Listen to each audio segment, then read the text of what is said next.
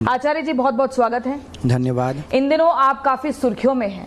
जी। ये कहा जाता है कि अनिरुद्ध आचार्य जी का विवादों के साथ भी गहरा नाता बनता जा रहा है, ऐसा क्यों? क्योंकि आजकल सच ही विवादों में है, झूठ विवादों में नहीं है।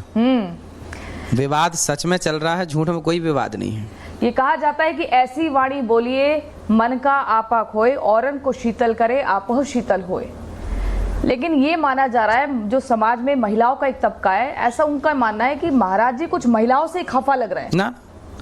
हम तो महिलाओं की सेवा करते हैं, वृद्ध माताएं रहती हैं यहाँ, सभी माओं के पांव दबाते हैं। हम तो माओं की सेवा करते हैं और नारी का सम्मान हमारे सनातन में ही है। भगवान को दर्जा यदि कहीं दिया गया है तो भारत में ही, सनातन संस्कृति में ही नारी को भगवान का दर्जा दिया गया है। और किसी मजहब पंथ संस्कृति में उठाइए तो नारी को भगवान का दर्जा नहीं है। तो आज की युवा पीढ़ी से खफा है क्या? ना, हमारे युवा भाई बहुत अच्छे हैं। उन लोगों के लिए केवल आईना है जो गलत हैं। गलत मतलब जो लिव इन में रह करके एक के साथ, दो के साथ, तीन के साथ, चार के साथ, चाहे लड़की हो या लड़का, दोनों लोग यदि आप लिव इन में रह के किसी पराई स्त्री पराई पुरुष के संग हैं तो उन्हें माँ बाप नहीं सिखाएंगे, गुरु नहीं सिखाएंगे तो कौन सिखाएगा? पतंग आकाश में उड़ती है पर एक धागे से बंधी रहती है। वो धागा यदि टूट जाए तो पतंग गिर जाएगी। यदि संस्कार के धागे टूट जाएं, संतों ने कहना बंद यदि कर दिया, माँ बाप ने समझाना और सिखाना बंद कर दिया, तो ये बच्चे पतंग की तरह हैं। समझाते सिखाते रहोगे तो लहराते रहेंगे आकाश में, और सिखाना समझाना और इनको गलत पे टोकना बंद कर दोगे तो गिर जाएंगे नीचे। तो हमने तो वही किया जो एक माँ बाप का कर्तव्य है। बिल्कुल। देखिए, समय बदल रहा है और आज की युवा पीढ़ी जो है वेस्टर्न कल्चर को फॉलो करना ज्यादा बेहतर समझती है। ये लिविंग रिलेशनशिप जो है ये बाहर का ही चलन है, अब वो हमारे देश में बहुत ज्यादा हम देख रहे हैं। अब आप उसका सीधा उन लड़कियों की तुलना वैश्याओं से कर रहे हैं तो आपको लगता नहीं कि थोड़ा सा आपने लाइन क्रॉस कर दी? ना ना ना, वैश्याओं की तुलना वैश्याओं से ही है। हमने क्या बोला? और उन दो प्रकार की, उसमें लड़के भी तो रहते हैं। लड़के व्यभिचारी, लड़के भी तो 4 बार रहे। हाँ, हमने दोनों के लिए कहा, लड़की हो या लड़का, यदि आप पुरुष यदि पराई स्त्री के संग संबंध रखे तो क्या वो पुरुष को सदाचारी कहा जाएगा? रावण ने अपनी पत्नी के अतिरिक्त दूसरी नारी को देखा, लंका जल गई कि नहीं?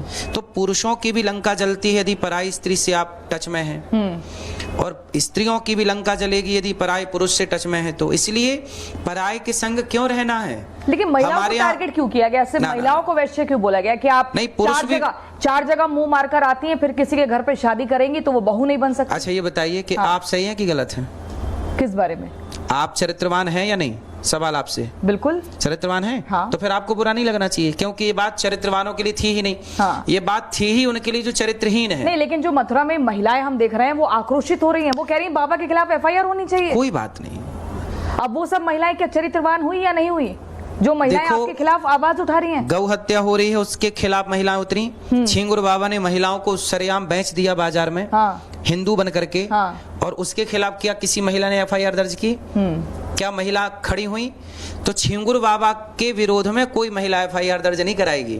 लेकिन अनिरुद्धाचार्य कह दे कि आप अपनी बेटियों को और अपने बेटों को चरित्रवान बनाइए, जो कि राम चरित्र सुनबे को रसिया। हमारा देश तो राम का है और राम जैसा आदर्श हम चाहते हैं। आप भी चाहेंगे कि आपका बेटा और आपकी बेटी चरित्रवान हो। आप भी सिखाएंगी बड़ी होकर के, बेटा चोरी और जारी से बचना। जारी समझती हैं? चोरी और जारी से बचना, यही ना माँ बाप सिखाते हैं, यही हम सिखा रहे हैं। तो अब इसमें विरोध अनिरुद्धाचार्य का करेंगे पर छिंगुर बाबा का नहीं बोलते ना कि रिलेशनशिप में जो लड़की और लड़के रहते हैं उनके ऊपर आप टैग लगाते हैं। आपने कहा लड़कियां वो वैश्या होती हैं। अरे लड़के तो 10 रिलेशनशिप में रहने के बाद वो शादी कर रहे हैं, शादी में रहने के बाद भी वो किसी और के साथ संबंध में है, उसके ऊपर आपने फोकस क्यों नहीं किया? ना ना, आपने देखो न्यूज, कुछ न्यूज वालों ने चलाया ही गलत, इसमें मेरी क्या गलती? कौन से न्यूज वाले? कुछ न्यूज वाले। आपको लगता है मीडिया ने? कुछ मीडिया ने तो गलत चलाया। मैं आपको पूरा वीडियो सुना देता हूँ ना। किसी का नाम लेंगे आप? लोग क्या कर रहे हैं, पहले 10 लड़कियों के साथ लिव इन में रह लिया, 10 लड़कों के साथ लिव इन में, दोनों को कहा, लेकिन मीडिया ने चलाया लड़कियों वाला। कौन है वो जिसने चलाया? अब देखो, ये आपको लगता है कि मीडिया आपको टारगेट कर रही है? कुछ मीडिया है जो गलत ही चला रहे हैं, और गलत चला के केवल समाज में संतों के खिलाफ एक मुहिम चला दी, हल्ला बोल दिया, ताकि संतों के खिलाफ लोग खड़े हो जाएं। और संतों को ही टारगेट क्यों? चलो हमारे शब्द, मीडिया संतों को टारगेट क्यों करे? कुछ मीडिया तो देखो कर रही, दिख रहा है ना, दुनिया देख रही है ना, प्रत्यक्ष। या ये लग रहा है कि आपको टारगेट किया जा रहा है? चलो हमें टारगेट करते, तो पूज्य प्रेमानंद जी के तो शब्द भी नहीं खराब थे, उनको भी क्यों गलत कहा गया? नहीं, उसको कह रहे हैं वो जस्टिफाई है क्योंकि उसमें उन्होंने दोनों के लिए बोला है, हमने भी लड़का तो और लड़की। हमने सुना तो दिया आपको, हाँ। पर मीडिया ने चलाया एक का, इसमें मेरी क्या गलती है? यानी कि आपको टारगेट किया गया। फिर टारगेट कर ही रहे हैं कुछ लोग। मीडिया की जिम्मेदारी थी कि आप पूरा दिखाते, आधा क्यों दिखाए? सनातन को ही टारगेट कर रहे हैं तो मैं क्या करूं इसमें? अच्छा, हरियाणा के एक मंत्री हैं, वो भी कह रहे हैं कि देखो संतों में और कथावाचकों में बहुत फर्क होता है। 2-4 किताब पढ़ के कोई भी कथावाचक बन जाएगा, और ये वही है, हमें संतों की शरण में जाना चाहिए जिन्होंने कठोर तपस्या की है सालों साल। कि कथावाचक तो उनसे बोलिए कि आप कौन से संत की शरण में गए? आपने कह दिया संतों की शरण में जाना चाहिए, बोले आप जाओ भी तो।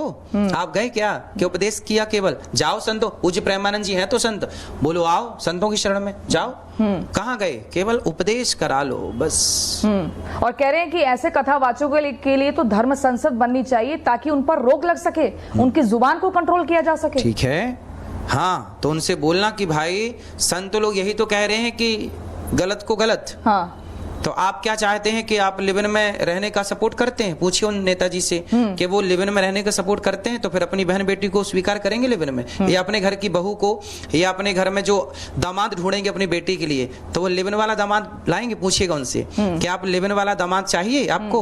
लेकिन ऐसे पता कैसे चलेगा कि लिविंग वाला दामाद है, लिविंग वाली बहू है? इसका पैमाना क्या है? नहीं, जब वो लिव इन को सही कह रहे हैं तो वो लिखवाए ना, हाँ भाई ये लिव इन वाला है, हमें लिव इन वाला ही चाहिए। वो कहें हम जो खोज करेंगे वो लिव इन वाले की करेंगे। लेकिन वो पता कैसे चलेगा? बताएंगे ना, जब वो कहेंगे हमें लिव इन वाला चाहिए तो लोग आ जाएंगे। हाँ, कार्ड में छपवाए। अच्छा, एक कांग्रेस की जो महिला नेता हैं, मैं उनका नाम नहीं लूंगी, उन्होंने तो ये भी कह दिया है कि वो सामने होती तो महाराज जी के चेहरे पर कालिक पोत देती।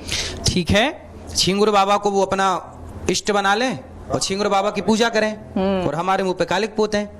छिंगुर बाबा को उनसे बोले कि आपने छिंगुर बाबा के बारे में क्या विचार है ना? आप भी उनसे मंत्र ले लो, गुरु दीक्षा ले लो, उनका सत्संग करा लो घर पे, है ना? छिंगुर बाबा जैसों का विरोध, उसके कालिक नहीं पोतेंगी, अनिरुद्धाचार को कालिक पोतेंगी। ठीक है, तो बोले छिंगुर बाबा से जाओ सत्संग करो।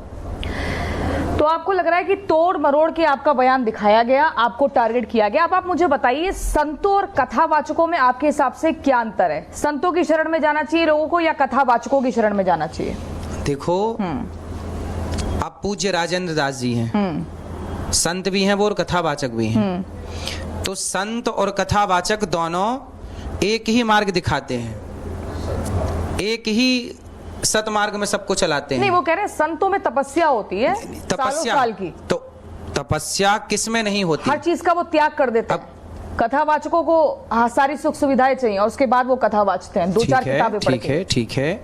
कथावाचक, आज देखो ये दास अनिरुद्ध जो आपके सामने बैठा है, गौरी गोपाल में 300 वृद्ध माताएं रहती हैं, बेसहारा माएं। 30,000 लोगों को भरपेट भोजन यहाँ मिलता है। तो बोलो नेताजी से, तुम भी 30,000 लोगों को, तुम तो नेता हो, तुम भी 30,000 लोगों के लिए, गरीब लोगों के लंगर लगवाओ और अखंड चलाओ फिर। वो तो आपसे खफा लग रहे हैं। तो खफा है क्योंकि यहाँ सेवा चल रही है ना 30,000 लोगों की। वहीं अखिलेश यादव का वो विवाद भी जो हुआ था, क्या मुलाकात हुई थी आपकी? मुलाकात तो आपके सामने है। क्या ऐसा उन्होंने पूछ दिया कि जो इतना वायरल हो गया और उसके बाद फिर से एक विवाद बना था? नहीं, विवाद कुछ नहीं है। उन्होंने पूछा कृष्ण का नाम क्या है। भागवत जी में लिखा है कि भगवान कृष्ण का पहला नाम कृष्ण ही है। तो हमने वही कहा। अब वो बोलते हैं कि उन्होंने कहा हमारे रास्ते अलग अलग हो गए। अब ये नेताजी क्यों कर रहे हैं रास्ते लगे? मतलब आप अब सियासत के अखाड़े में एक बड़ा मुद्दा बन गए हैं। हर